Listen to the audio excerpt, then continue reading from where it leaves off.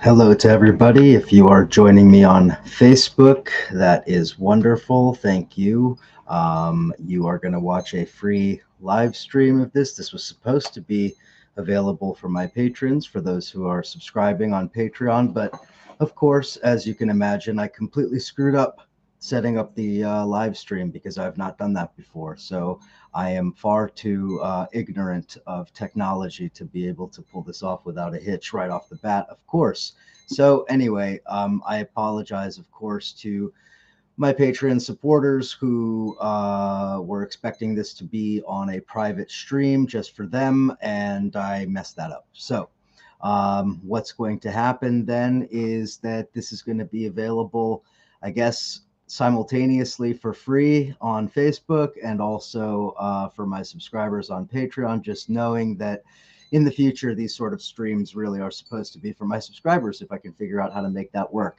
But this is going to start in 4 minutes. It's 9:26 on the East Coast now. I'm going to do probably about maybe 45 minutes, maybe an hour or so. I have a number of stories that I want to cover.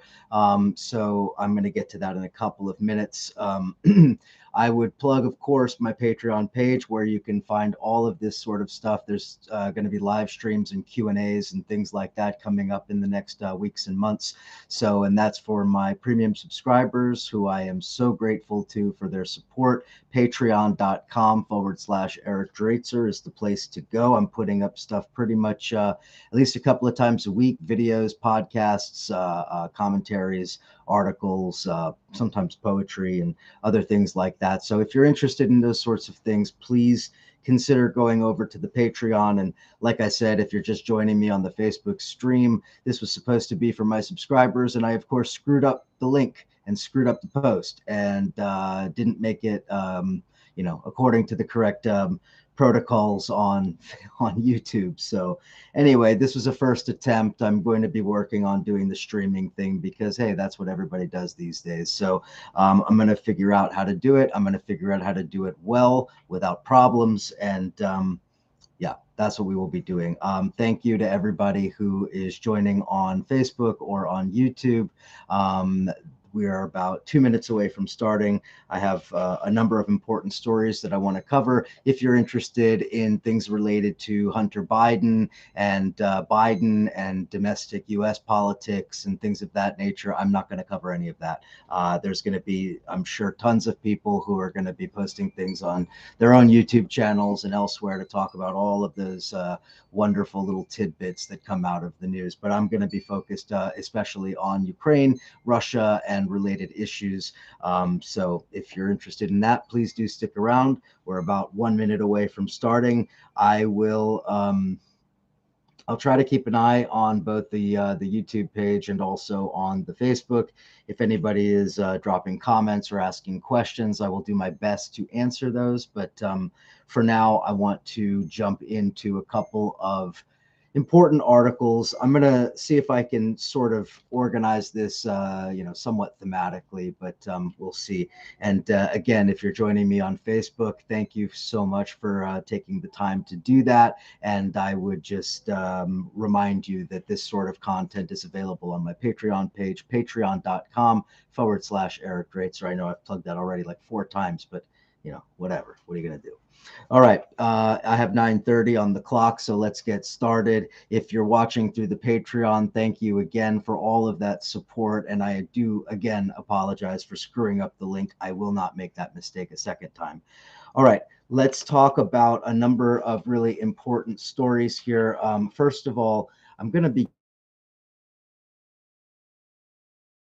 by going on the ground in Ukraine because this is a really important aspect of the story. There's a lot of different directions we could go, but I want to begin with a very interesting article that I came across on Unheard, which I'm not super familiar with, but it was, I thought, a pretty good account of the kinds of things that are going on the ground. And unfortunately, if you are, on the side of the Ukrainian resistance, it's somewhat of a grim read, but it's important that we do, ground ourselves in reality in that way. So I'm going to begin just with the quote from one of the people who is fighting there on the ground, one of the activists in Ukraine. Quote, the situation in the city, this is in the city of Kherson, is getting very, very bad. The Russian occupiers are increasing their presence all the time. They ride around the city with impunity and break down the doors of houses and apartments. Soldiers usually come at around midnight and start searching for evidence of partisan activity. Often they just take people away. Now they've turned their attention to officials. A few days ago, they arrested the mayor and some members of the city council. It's getting worse. So that is a report from somebody on the ground in Kherson. Why do I bring this up? Because the Russians have made significant advances in Kherson. There's been rumors now for quite a long time that the Ukrainians were going to mount a counteroffensive and retake Kherson. That has not materialized, at least not to this point. And at this point now, the Russians basically control a good portion of the region. However, that being said, there is resistance going on, and it's going on inside the region, and especially inside the city of Kherson itself. So first things first, let's talk a little bit about Kherson's geography. You essentially have a city bisected into two parts by the Dnieper River. On one side is the you could call it the Mykolaiv side of the river. That's where the city of Mykolaiv is. Like about 20 miles north. And then on the other side of the river, the other side of the city of Kherson is Mariupol, the Mariupol side. Now, on the Mykolaiv side, it's more or less calm. On the Mariupol side, it's definitely not calm. The Russians have a significant presence on that side. They've obviously consolidated their control, and now you have what are called these mass quote-unquote filtrations. Now, let's think about what filtration means in the context of this war. It really means a combination of interrogation and deportation. These are those stories that you've heard reported countless times of Russians coming with vans and taking people from their villages and sending them off to, some kind of processing facilities, whatever those may be. This is part of both a sort of quote unquote peacekeeping operation, but more importantly, I would argue this is a sort of a psychological operation. This is a way of instilling real terror into a lot of these people, that families will be separated, as many have been. This is one of the ways that the Russians make sure to tamp down anybody who might be thinking about resistance. It's going to be pretty hard to become a resistance fighter when one of your your sister or your girlfriend or your wife or whomever has been taken and potentially being held as something like a hostage. We've had many reports of that. There's been reports of them being taken to cities far inside of Russia. There's a lot of reporting on this that I don't have time to go into, but the filtrations are happening and they're increasing in frequency in Kherson.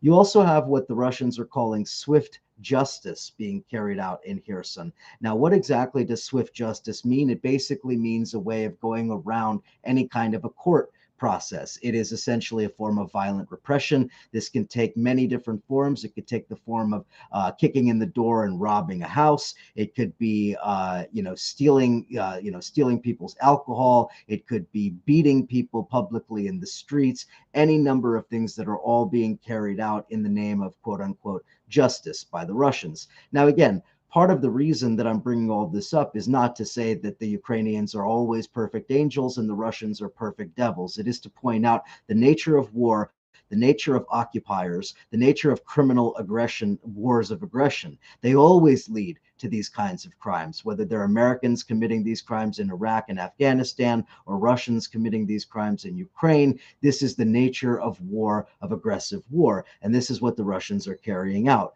Now, another aspect of this that should be remembered is that, especially in the beginning of this war, one of the major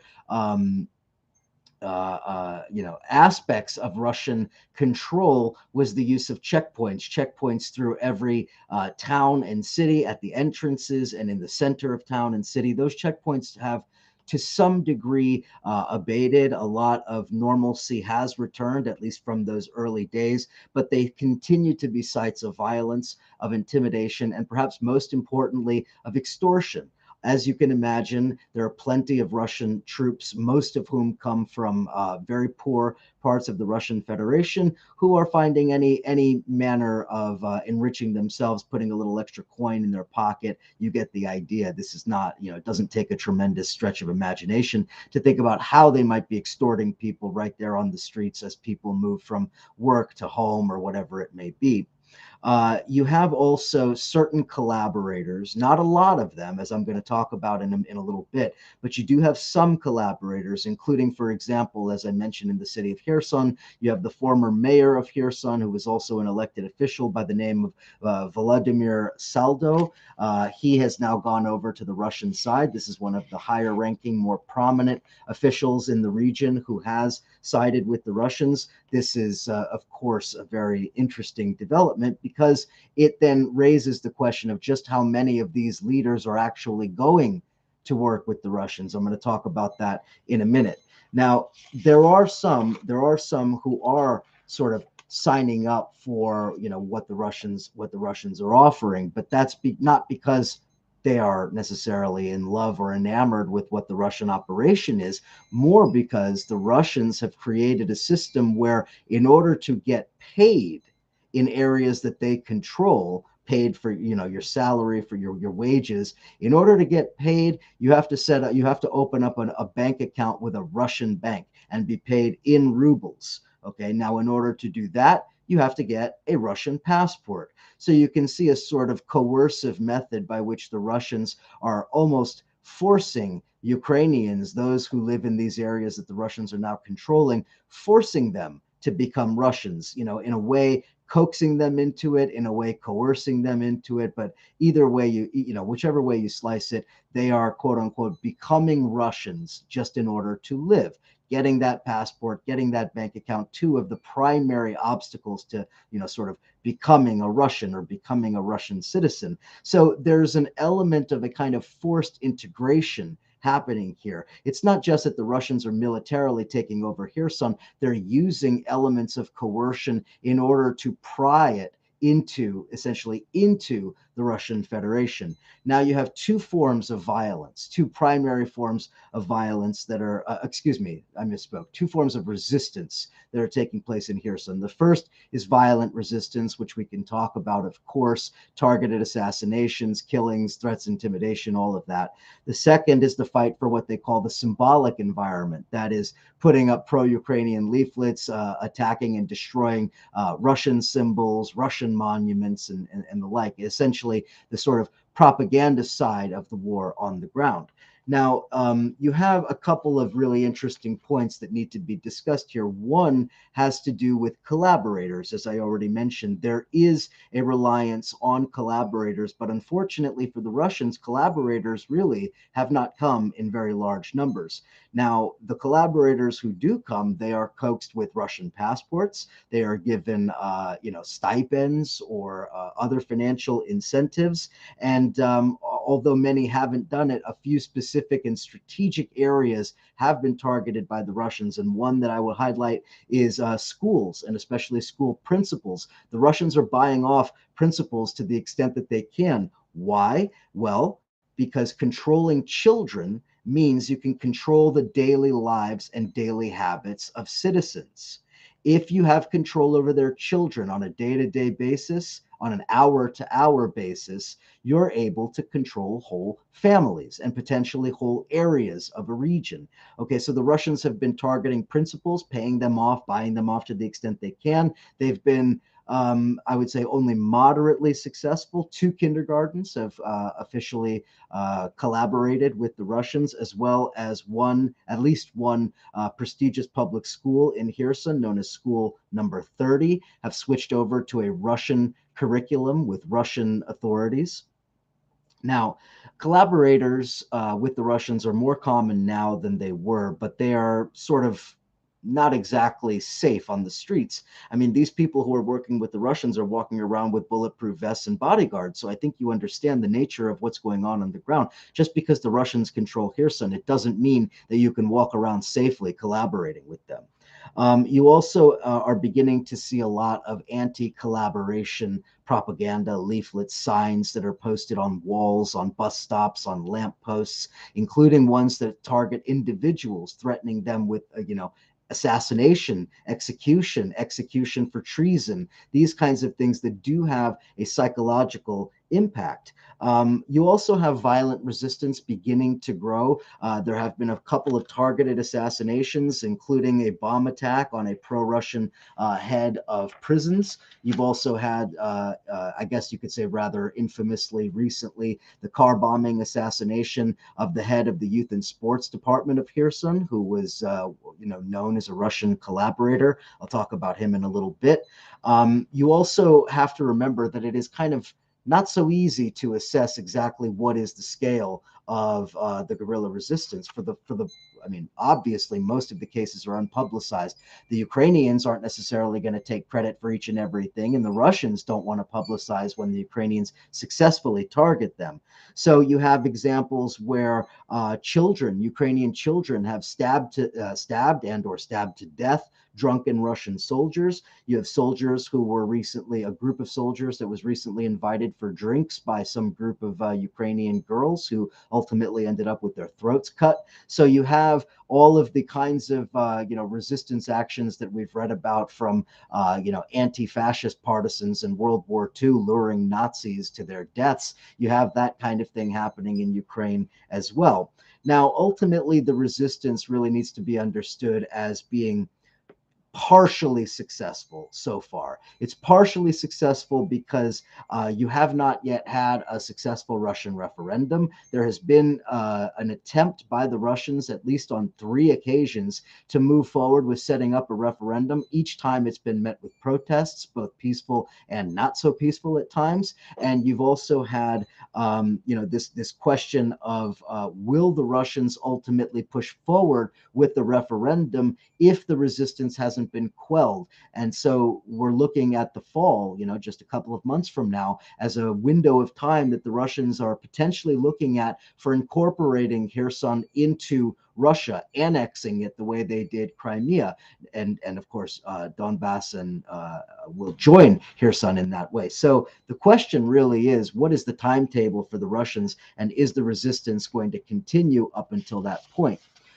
So with that said, I want to shift over and talk a little bit about another aspect of the same issue, and that has to do with Russian officials that are being appointed to high-level positions in Donbass. Okay, so this is really key because this tells us a little bit about what the Russians have and have not achieved in Ukraine. So you've had numerous high-ranking Russian officials that have essentially parachuted into Ukraine, metaphorically speaking, parachuted into Ukraine for the purposes of taking over these top posts, including a deputy from the Russian parliament, regional government officials, high-ranking FSB officers, among others, all of whom are now in high-ranking positions. So what can we glean from this? I think it's obvious that one aspect of that, one reason for this, is that the Russians are laying the groundwork for a referendum. They have to have reliable leadership that they know is loyal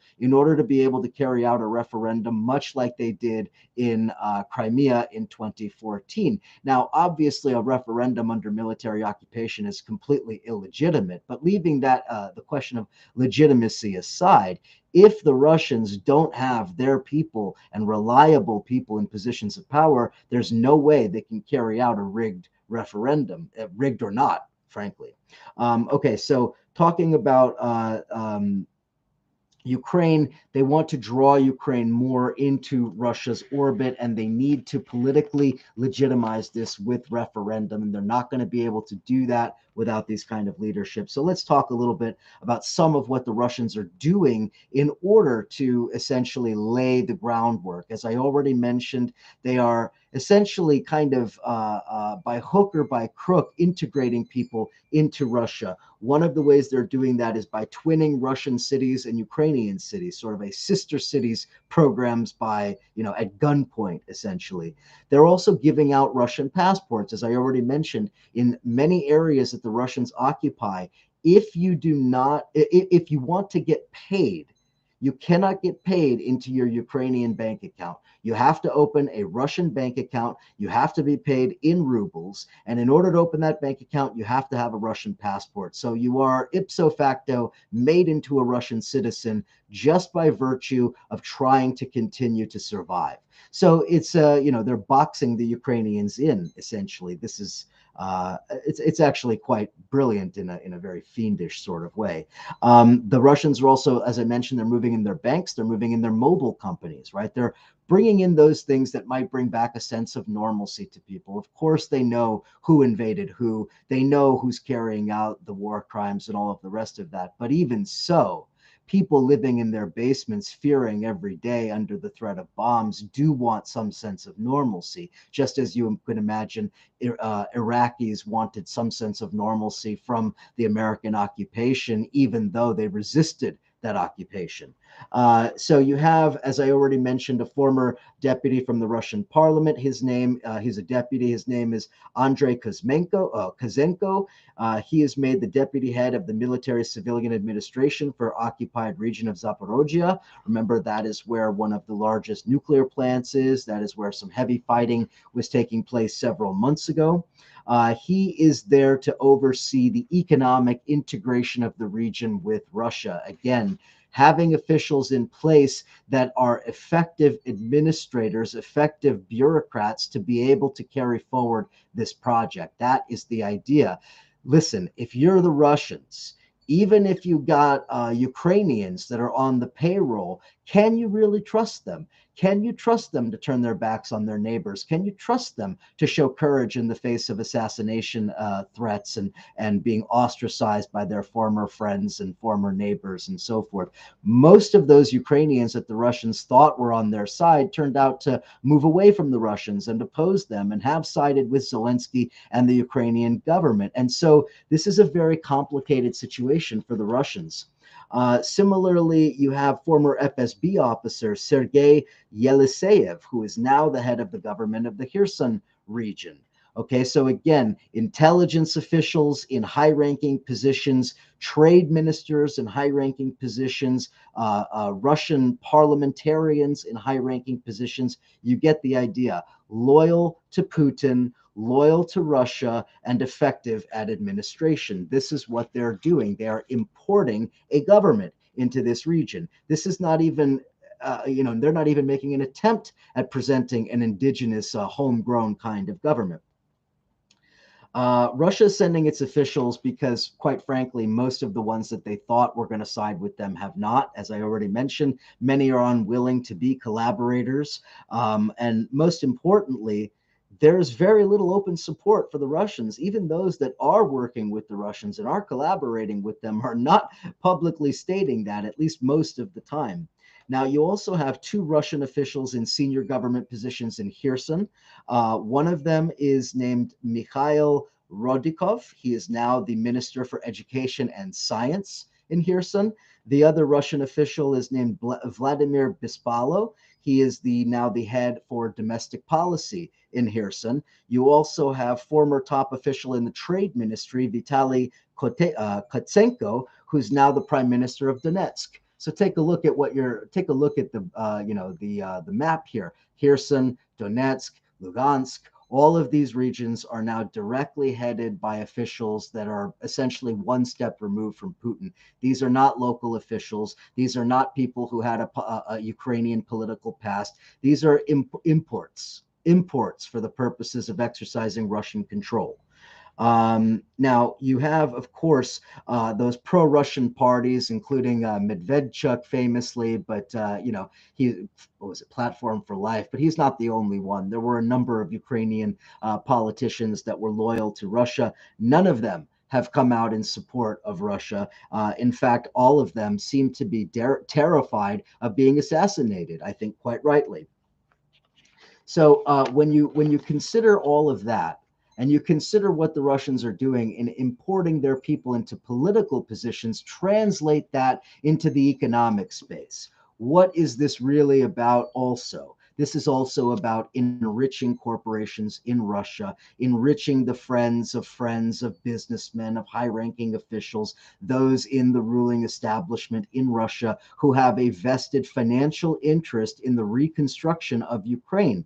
According to recent estimates from Russian analysts, Russia is looking to spend in the neighborhood of 3.5 trillion rubles. That would be roughly $60 billion as at today's exchange rate for reconstruction of Ukraine. Now, do you think that it's going to be US or European companies that are getting those contracts? Of course not. It is going to be Russian construction companies and maybe a handful of others, but primarily Russian construction companies, Russian pipeline companies, Russian builders and contractors, and the rest of them that are going to have a massive payday in Ukraine. So, for all of those reasons, there are plenty of business people in Russia who, leaving aside humanitarian reasons, leaving aside maybe family connections, leaving aside everything, they have a vested interest in continuing the war, in seeing the destruction of cities. You want to see a bonanza? Take a look at what the Russian construction companies are going to pull off in Mariupol. They're looking to make an absolute killing on reconstruction in that city. So again, you're going to have a situation where Russian corporations move in to enrich themselves. Ukrainians are not in the key positions, and a continued low intensity resistance continues to burn. So, in other words, even though the Russians are consolidating control to some degree, you have to understand the shifting dynamics that are going on in the region. All right, let me move on now and talk a little bit about some media in Ukraine, because this is a very interesting development that I think really does deserve some attention. I've talked at length about oligarchs in Ukraine. If you go to my Patreon page, you can go and look at all of the other videos I've done talking about oligarchs. And actually, you can see that on Counterpunch too. But at Patreon is where you can see all of the videos, including the ones that are not available to the public. And I talk a lot about the oligarchs and understanding the material interests behind this war. And one of the oligarchs, maybe the most important oligarch in Ukraine these days, Rinat Akhmetov. Akhmetov historically had hands in both the Ukrainian and Russian cookie jars. He was known as being somewhat closer to Russia than some of the other Ukrainian oligarchs. That was before the war. Since the war, he has moved firmly behind the Ukrainian government and directly opposing the Russian invasion. Now, Akhmetov is important to know because Akhmetov is probably the single most important oligarch with regard to Ukrainian media. He owns some of the biggest, most important, most well-known and widely viewed Ukrainian media outlets. Now, here's what happened. And I think a lot of people may have missed this. About 2 weeks ago, President Zelensky in Ukraine enacted a law that essentially forbids oligarchs from controlling what amounts to institutions of public life and institutions of the state. And so, in other words, oligarchs are no longer allowed to control, to have sway over public life, I believe was the term that was used in the law. Now, what does that actually mean? Well, if you look at Akhmetov, his company, System Capital Management, SCM, has many media licenses in Ukraine, controlling multiple TV channels, multiple online platforms, and in many ways being able to frame to some degree the narrative in Ukraine. Akhmetov, in order to comply with this new law, has now surrendered all media licenses and essentially closed up shop for his SCM company, surrendering those media licenses to the Ukrainian state. Now, what is this really about? I mean, you have to look at it. You can look at it two ways. If you're one of the Putin fanboys out there who says that, Zelensky is the reincarnation of Adolf Hitler and, the Ukrainians are nothing but a bunch of power hungry Nazis and all of the rest of this kind of stuff, well, then you would say that Zelensky has clearly made a power grab. But is it really a power grab when the central elected government wrests control of media away from private oligarchs that have controlled it for literally decades? I don't know about that. I happen to think that this could actually benefit Ukraine in the long run because, in a way, Zelensky is essentially taking advantage of the war to essentially break the monopoly of control that these oligarchs have had. I mean, again, you're talking about oligarchs that have controlled Ukraine literally from the day of its independence and the dissolution of the Soviet Union. Okay, and now you have a war, and under the conditions of war, the president has now been able to consolidate control over the media. Now, yes, of course, there's the danger of the state itself abusing media and abusing that platform naturally, no question. But to pull it away from an oligarch and away from this sort of private capital control, I think is probably a net positive for Ukraine. It is essentially using the war to break the oligarchs, or at least to hamper their ability to consolidate their control. There was only 6 months of lead time for this law. So this was enacted, I think it was June 29th. So a couple of weeks ago, and they really only have until the end of the year to put it into action. And so that's what Akhmetov has done. Now, again, if we think back to when Zelensky rose to power, there was a lot of very justifiable talk about Zelensky as essentially a puppet of Kolomoisky and some of the other oligarchs. And as Zelensky rose to power and ultimately consolidated his political position, he moved away from Kolomoisky, actually moved against Kolomoisky, nationalized the bank that Kolomoisky had controlled, and all of that. So Zelensky moving away from Kolomoisky and closer to Akhmetov, a year ago or 2 years ago. Now everything has shifted again. Zelensky, not Akhmetov or Kolomoisky, Zelensky is the one with, sort of power in the form of public support, control over state institutions, and international backing from basically the entire Western world.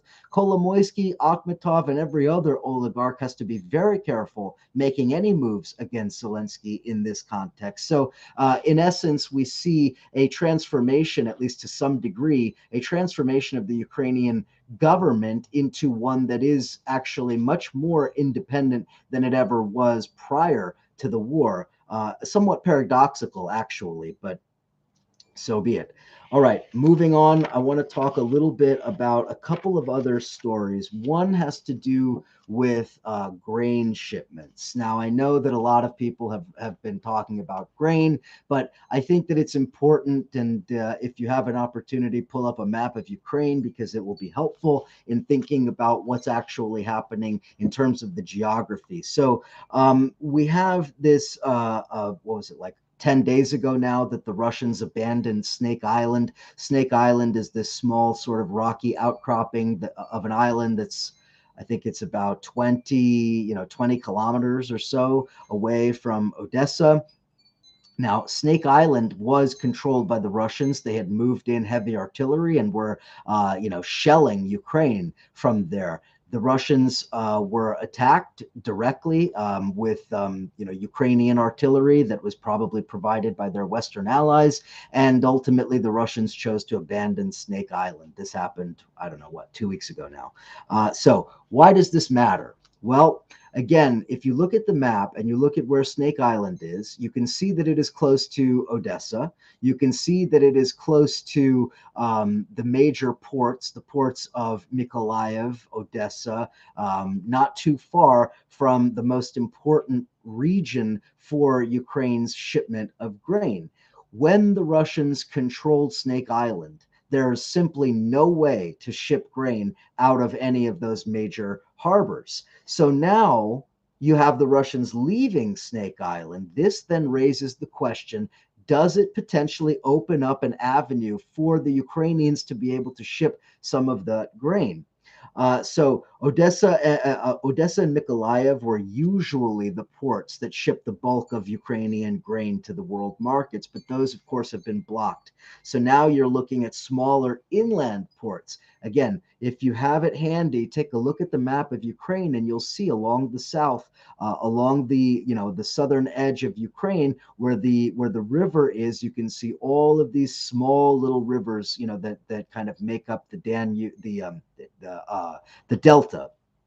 the Danube River ports, the delta that reaches all the way up, basically some of them going into Romania. Okay, so if you look at the map, you can see that they do have options, but unfortunately for the Ukrainians, there's no way to ship as much grain as they have overland. It's simply impossible. You can't load it all onto trucks and to cargo trains and send it off. Not even close. Right now, the Ukrainians have 25 million tons of grain being stored, but not able to be shipped. Now, if you can't send them off on road and rail, you have to send, or overland, in other words, you have to send them by ship. So what are they going to do? If you type into Google Maps Reni, you'll see that Reni is a small port upriver, about 50 miles upriver from where we're talking about. And this little tiny port is now undergoing reactivation. Now, according to Ukrainian officials, the port at Reni cannot replace Mykolaiv and certainly cannot replace Odessa, but it can begin to make a little bit of a dent. It can make a difference. These ports like Reni and other inland ports, they're bringing by cargo ship and by barge across to Romania, and then from Romania into other parts of Europe. There are two maritime routes to do this. One is across the Sulina Canal into Romania, and the other is what's called the Biski Estuary, which is at the mouth of the Danube. Now, the Sulina Canal is very, very small, 5 to 6 ships a day maximum. So again, think about the massive grain we're talking about. 25 million tons cannot do it. 5 to 6 ships a day. It would take forever. Okay, but the Biski Estuary, that has a tremendously larger capacity than the Sulina Canal. And this could potentially be a solution. But why didn't they try it before? Because you cannot use the Biski Estuary route so long as the Russians controlled Snake Island. So now that Snake Island has been cleared of Russians, now the Ukrainians are looking to reopen the Biski Estuary, which potentially means that they can now begin to ship at least some portion of that grain. Now, what does that ultimately mean? That means that both revenue for Ukraine, desperately needed, but also grain that might be going to some of those countries that are going to be hit hardest by the lack of grain. Countries like Egypt, Ethiopia, Lebanon, Sudan, other countries like that that have been heavily dependent on Ukrainian wheat exports. So the point here being that when the Russians left Snake Island, they weren't just making a tactical retreat. They were also opening up for the Ukrainians a potential avenue to reestablish some of their exports. That's a tremendous victory for the Ukrainians and something that really does need to be put into a broader context and really think about that, because the Russians would not have let, they will spin it that, well, they just decided that it wasn't worth holding it. Bullshit. Nonsense. The Russians desperately wanted to control Snake Island, but they were being pummeled.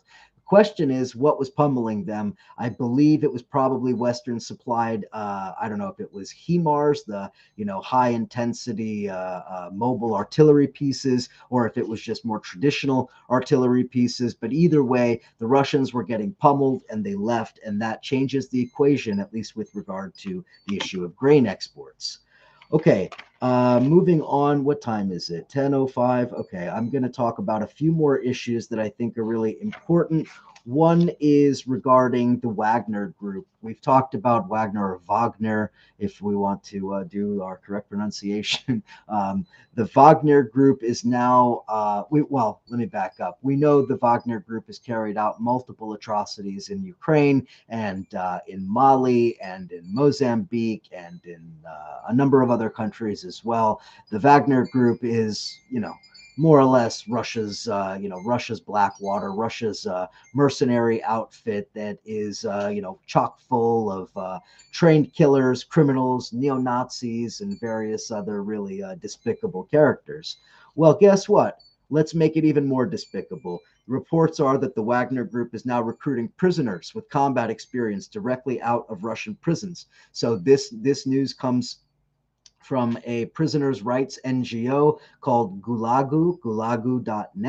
Gulagu is reporting that criminals have been recruited en masse by the Russians, by both the Wagner Group and the FSB, that's the Russian, Russian intelligence service, working together to recruit many of these criminals. So the recruitment of criminals has taken place at prisons in St. Petersburg, in the cities of Tver, Ryazan, Smolensk, Rostov, Voronezh, and Lipetsk. What is this really telling us? What does this mean? Well, let's think back to the establishment of ISIS and some of the terror groups in Syria, many of which were, sort of stopped initially, at least, by a lot of the prisoners that were released from Syrian prisons. A lot of criminals, rapists and murderers and smugglers, traffickers, all kinds of unsavory characters that ultimately made up much of the fighting force for the Islamic State. We understand that clearly as a terrorist group.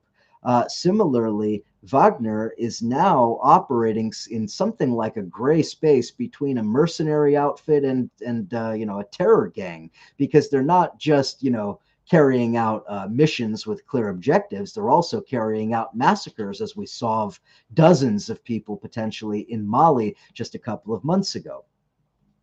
So this is now corroborating some of the reporting that we've seen regarding Wagner offering high salaries as well as compensation to families of fighters who are killed. Again, we're talking about a lot of fighters who come from very poor backgrounds, from the most economically depressed regions of the Russian Federation. So things like high salaries and benefits for your family, they have a tremendous appeal to a lot of these people. So what does this ultimately mean? This means that the tactics, the kinds of crimes and atrocities that Wagner Group has carried out already, those are probably only going to get ramped up as their ranks are filled by even more unsavory characters. So unfortunately, still more misery to come for anybody on the receiving end of Wagner's gun barrels. Go through all of this, but it is a good piece written by Andrew Milburn, who is a long time special operations commander. He was high-ranking official in the U.S. military, and now he's a private mercenary. Chief executive officer of the Mozart Group, an LLC training and equipping Ukrainian frontline units. So here's a mercenary who's gone over to Ukraine to train Ukrainians to fight the Russians. So this is somebody who, despite the background of a U.S. warmonger, this is somebody who does know what's going on the ground and obviously has something of a realistic understanding of it.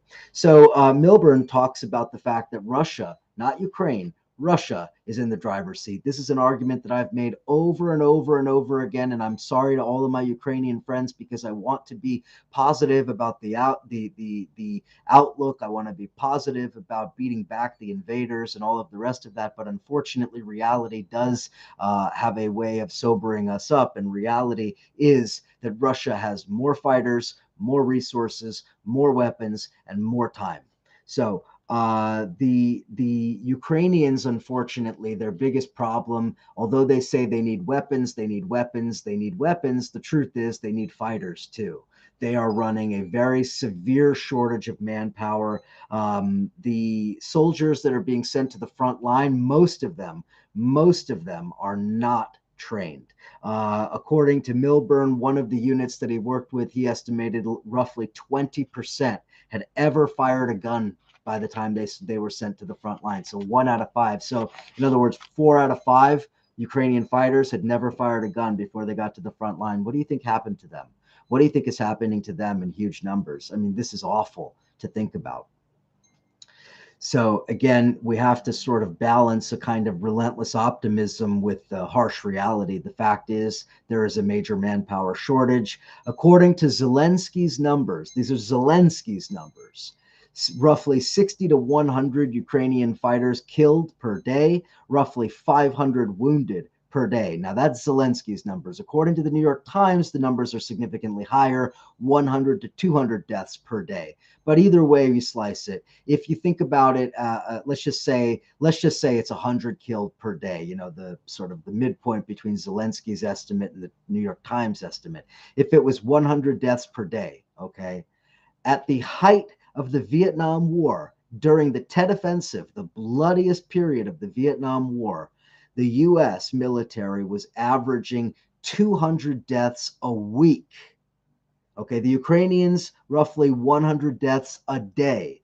The Americans in Vietnam, 200 deaths a week. And that was from a military that was twice the size of the Ukrainian military. So the losses are staggering. They are being killed and wounded in droves. This is unsustainable. And unfortunately, it's not clear that there's any kind of a solution for Ukraine. You can't just materialize more fighters, despite the British now publicly acknowledging that they're in Ukraine helping to train volunteers. Volunteers, I mean, what are we talking about? 50-year-old men, 13-year-old boys fighting in, you know, local National Guard type units. I mean, this is a recipe for disaster. I think it's fairly obvious. Don't be sort of misguided, though. The Russians are taking even heavier losses. I did a whole video about how heavy of losses the Russians are taking on the equipment side. I don't have Russian casualty figures, but we know just from open source reporting that the numbers are staggering. However, the Russians have fighters in much larger numbers. So those losses, although they're staggering, they're unlikely to significantly impact what Russia's doing on the ground. Unlike Ukraine, which is severely impacted by everything that's happening, every soldier that's lost, every bullet that's fired, every missile that's used up. The Russians, they now occupy roughly 1/5 of the Ukrainian landmass, way more than they were in control of before the war started. It's not like the Russians have just consolidated control over those parts of Donetsk and Lugansk that they were already controlling. No, the Russians have moved much further. They've taken like 20% of the country, and it seems like they are laying the groundwork for a new offensive. If that new offensive is against Kiev, that's one of the rumors that's been floating around. Another, that they're going to make a direct assault on Odessa. Not entirely clear if they would do that, considering how dangerous an amphibious landing would be and how heavy the losses might be. And then the other aspect of this is that it's going to be weeks until the real, you know, the HIMARS, the high intensity mobile artillery pieces, that those are actually in service on the battlefield and doing actual damage to the Russians. The truth is, there are a lot of people who believe that the Russians are going to be more or less permanently in control by the time those weapon systems are deployed. Now, I don't know that, obviously. I don't know exactly what the timetable will be. I cannot say for certain. What I can tell you, though, is that there are a lot of people, both in Russia, in Ukraine, and in the United States, that are beginning to whisper about what the Russians are planning for the fall. If the Russians are planning to simultaneously incorporate parts of Ukraine into Russia and renew their assault on Kiev, on other cities, I don't know. First of all, I don't know if the Russians can pull all that off simultaneously, but more importantly, I certainly don't think the Ukrainians are going to have the forces necessary to fight them back essentially on two fronts. So that remains to be seen. I think I will leave it there for the news for the day. I'm not sure if anybody was able to comment. I apologize to anybody who's watching on YouTube from my Patreon. I was trying to set it up for the patrons, for the subscribers, and I screwed it up. So that is not going to happen again. I realized my mistake that I made on YouTube. But let me just quickly scroll through and just see. I don't think anybody asked any questions, but if you have any questions, you can enter them in now. I'm going to stick around for another 10 minutes or so if anybody has any questions. But I do want to just remind everybody that I have more of these type of live streams with Q&As planned in the coming weeks and months. You would need to be a subscriber to the Patreon, patreon.com/Eric Draitser. I make the announcement there, and I will post the links there, and you can watch the live streams there. But beyond that, I really do think that we need to be sober in our analysis of what's going on in Ukraine, and we need to not be naive about what's happening here, because ultimately Ukrainian resistance, heroic though it may be, is still subject to the material reality of what's happening. And the reality is that the Russians slowly but surely are grinding their way forward, committing war crimes every day, doing what they do, but ultimately they are grinding their way forward. Just the other day, you had dozens of civilians killed by Russian missiles hitting residential buildings. This is not just a war, this is a violent, bloody war, bloodier than most wars we're accustomed to in recent years, certainly bloodier than any war the United States has been involved in. Again, if you just joined me, let me repeat that statistic that is just staggering. The Ukrainians are losing roughly 100 soldiers a day, half of what the US was losing a week in Vietnam. And think about how staggering the losses seemed in Vietnam. So you're talking about a country much smaller, with a much smaller military, that cannot sustain these losses. I don't know where this goes. From my perspective, there is only one possible outcome here, one possible outcome that really needs to be sought above all else, and that's some kind of a negotiated ceasefire here. The Russians seem unwilling to negotiate. The Russians seem unwilling to really engage in any kind of talks like that, because they feel that they're in a position of strength. But the question remains, just how strong is Russia, given how much they've propped up their economy and given how inflated much of the economic indicators are? I mean, again, the Russians have relaxed some of the capital controls. They have propped up the currency and wound that down a little bit. But much of that is on the back of record oil prices. Much of that is also on the back of the Russians being able to fall back on a lot of their reserves. That won't last forever. There's only so long that the Russians can sell discounted oil to the Indians or to the Chinese or to whomever. So it remains to be seen just how long this can play out, given the deterioration of the quality of life inside of Russia. You have to remember, and Boris Kagarlitsky, I was discussing with Boris last week. If you don't know Boris, he is, in my view, one of the premier, Russian Marxists. He has long since been one of my go-to resources for understanding what's going on in Russia. And he made it very clear when we were speaking that from his perspective, Putin launched this war on Ukraine primarily for domestic reasons, with a political situation in shambles, United Russia absolutely humiliated in the 2021 elections, an economy absolutely sagging before this war and before the sanctions and before it was isolated from the Western economies. So Russia itself is also on an unsustainable economic. Who cracks first? From my perspective, the Russians have so much more in terms of resources that fit everybody.